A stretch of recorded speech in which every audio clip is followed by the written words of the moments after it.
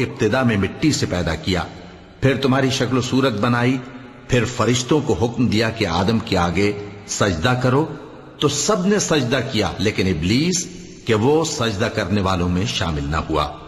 اللہ نے فرمایا جب میں نے تجھ کو بھی حکم دیا تھا تو کس چیز نے تجھے سجدہ کرنے سے باز رکھا؟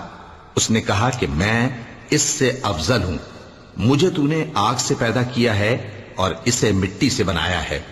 فرمایا تو بہشت سے اتر جا، تجھے شایع نہیں کہ یہاں تکبر کرے، پس نکل جا کہ تو ذلیل لوگوں میں سے ہے۔ اس نے کہا کہ مجھے اس دن تک مہلت عطا فرما جس دن لوگ قبروں سے اٹھائے جائیں گے۔ فرمایا اچھا، تجھ کو مہلت دی جاتی ہے۔ بولا کہ مجھے تو نے گمراہ کیا ہی ہے، میں بھی تیرے سیدھے رستے پر ان کو گمراہ کرنے کے لیے بیٹھوں گا، پھر ان کے آگے سے اور پیچھے سے